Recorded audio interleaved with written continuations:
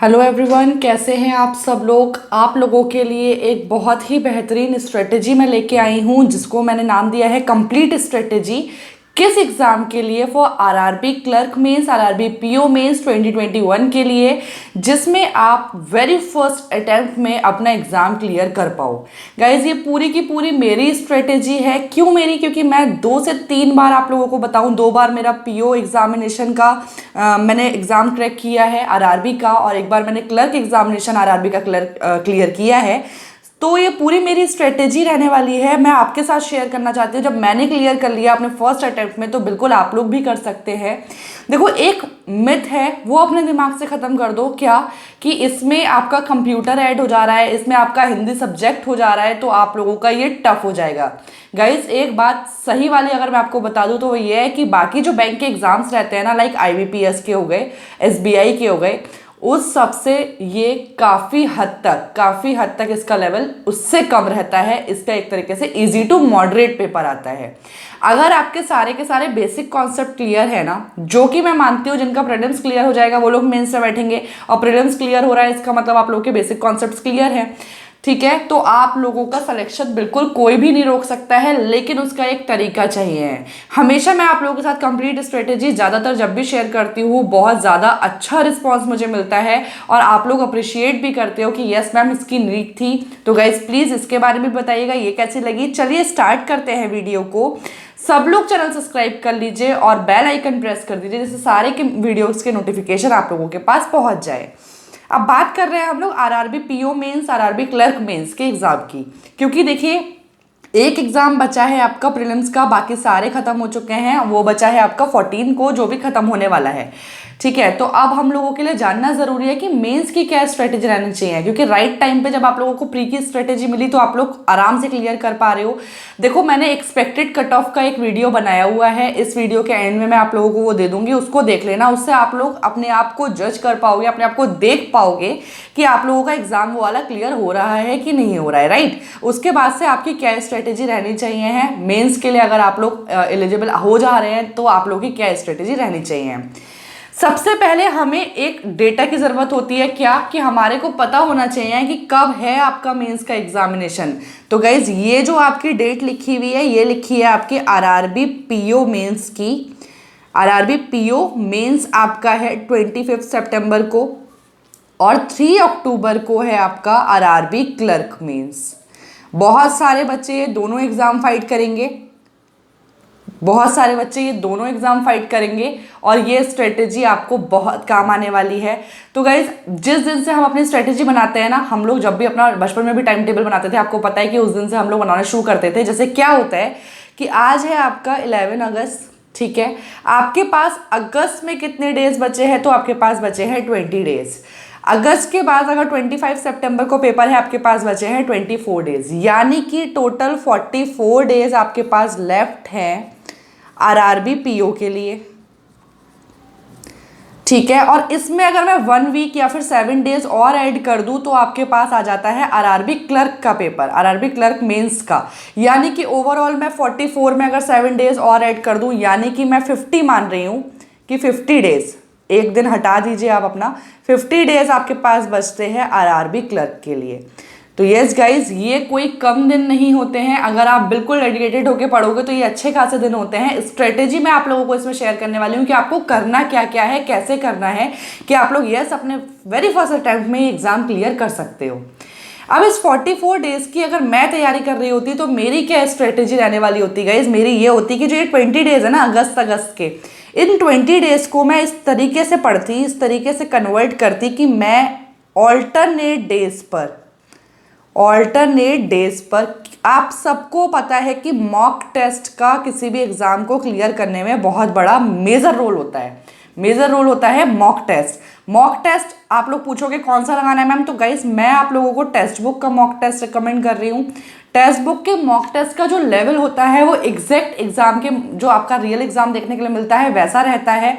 और हमेशा आप लोग 1 से 2 प्लेटफॉर्म से पढ़ा करो। क्यों? क्योंकि एक जगह आप टफ दे रहे हो, एक जगह इजी दे रहे हो, तो आप लोगों का कॉन्फिडेंस नहीं गिरता है कि यार हम लोगों के टफ वाले में तो बहुत कम आ रहा है, ऐसे हमारा एग्जाम क्लियर होगा कि नहीं होगा। तो गाइज आप यहाँ से दोगे तो डेफिनेटली आप लोगों को कॉन्फिडेंस आएगा, सेल्फ बिलीव आएगा कि आप लोग एग्जाम क्लियर कर लोगे। और कॉन्फिडेंस होना बहुत ज़रूरी होता है रियल एग्जाम में बैठने से पहले हमारे पास। मॉक टेस्ट, इसका लिंक डिस्क्रिप्शन बॉक्स में मिल जाएगा आप लोगों को, कूपन कोड मिल जाएगा BAC10। इसका पास ईयरली वाला 2 ईयर वाला पास आप लोग ले लो, उससे आपके सारे के सारे एग्जाम कवर हो जाएंगे। और इसका एग्जाम आपको, इसका मॉक टेस्ट आपको लगा के देखना है।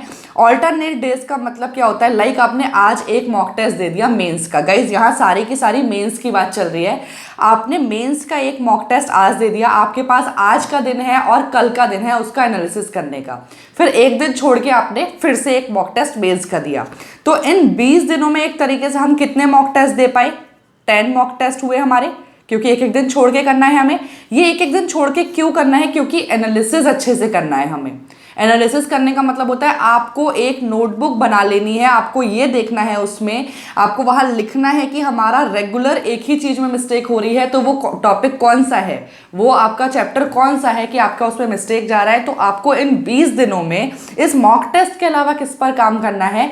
उन टॉपिक्स पर। क्योंकि देखो मैं मान के चल रही हूँ कि बेसिक कॉन्सेप्ट आपके क्लियर हो चुके हैं, बिकॉज आप लोग मेंस फाइट करने जा रहे हैं।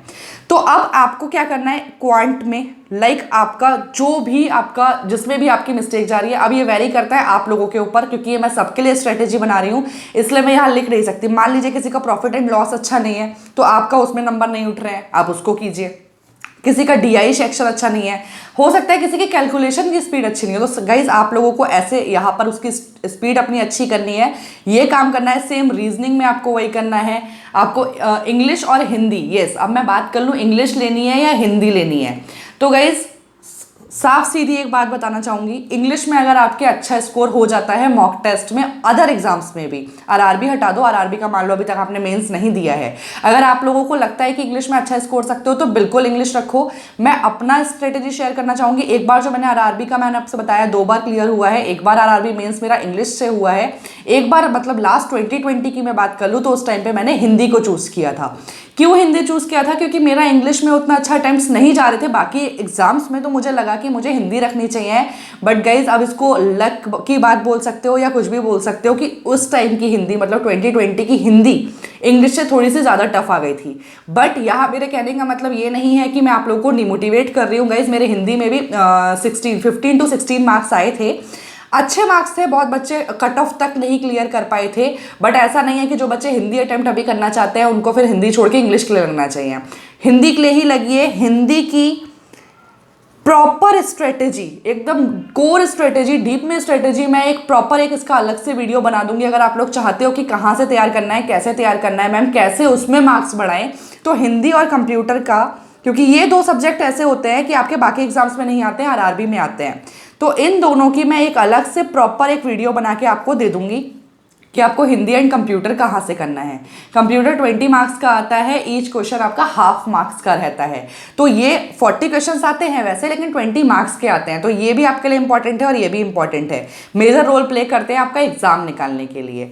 क्वांट रीजनिंग के लिए मैंने आपको बता दिया कि आपको मॉक टेस्ट दे के आइडिया लगाना है क्या, कि आपका जो सब्जेक्ट आपका स्ट्रांग नहीं है उसको अच्छे से पढ़ो। कहाँ से पढ़ो, कैसे पढ़ो, वो मैं आप लोगों को मैं बताती रहती हूँ, आप लोगों को सबको पता है। क्वांट के लिए आप अमर सर को फॉलो कर सकते हैं, रीजनिंग के लिए यूट्यूब पर आप किसी भी टीचर का अच्छे से वीडियो देख सकते हैं, इवन मेरे भी वीडियोज हैं अनअकैडमी पर, फ्री में है, आप लोग उसको भी देख सकते हैं। ठीक है, रही बात बच जाता है आपका करंट अफेयर्स। करंट अफेयर्स के लिए मैंने आप लोगों को बताया हुआ है क्या, अफेयर्स क्लाउड PDF डाउनलोड करना शुरू कर दीजिए, पढ़ना शुरू कर दीजिए। डाउनलोड करने के लिए आप लोगों को ईयरली सब्सक्रिप्शन लेना होगा और ये टाइम सबसे बेस्ट है परचेज करने के लिए, बिकॉज अप टू 70% तक की सेल चल रही है गाइस, लिंक डिस्क्रिप्शन बॉक्स में है, इसको ले लीजिए। आप लोगों को एग्जाम निकालने में ये बहुत ज़्यादा मेजर रोल प्ले करेगा। ठीक है, तो ये तो था आपका स्ट्रेटेजी की मैंने बात कर ली, किस किस की, RRB की, PO मेंस की भी, RRB क्लर्क मेंस की भी। मॉक टेस्ट देना जरूरी है, बट ये था आपका स्टार्टिंग 20 डेज, यानी कि सिर्फ अगस्त में तो आपको ये काम करना है कि आपको अपने बेसिक सुधारने हैं, जहां पर आप लोग कमी कर रहे हैं उसको सही करना है, जहां पर आप लोगों को कंप्यूटर नया लगेगा आपको कंप्यूटर रीड कर लेना है, हिंदी कर लेना है। इसकी स्ट्रेटेजी मैं अलग से आपको बता दूंगी, जैसा आप लोग कहेंगे कमेंट में मुझसे।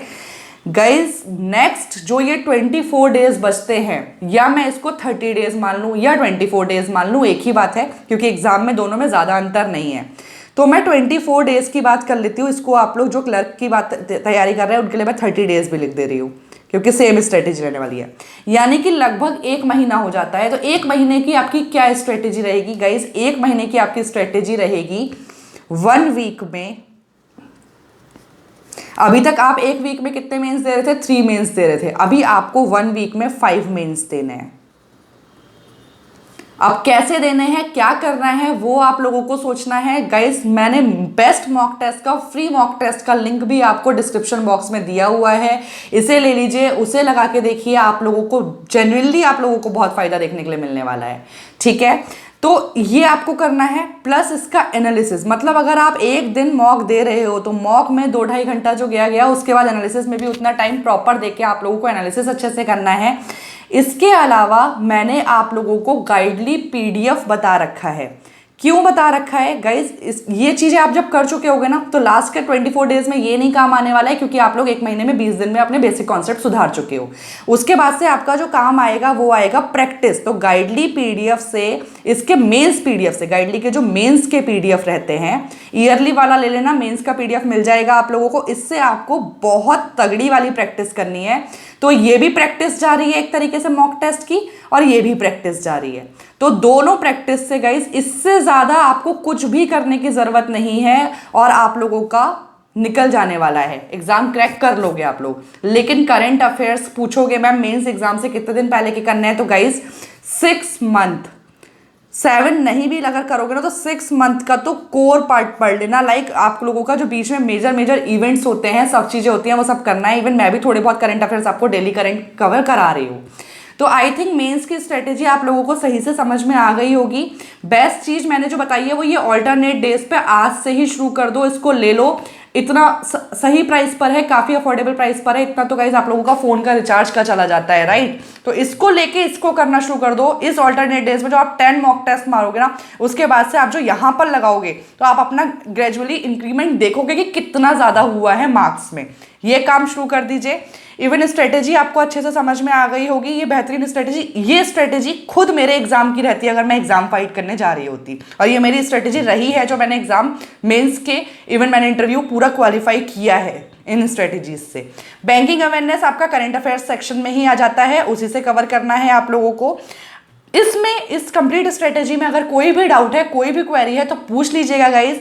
जितना हो सके लाइक कर दीजिएगा, शेयर कर दीजिएगा, चैनल सब्सक्राइब कर लीजिए, बेल आइकन प्रेस कर दीजिए, जिससे ऐसे इंपॉर्टेंट वीडियोस के नोटिफिकेशन आप लोगों के पास पहुंच जाए। Thank you for watching this video guys. मिलते हैं नेक्स्ट वीडियो में।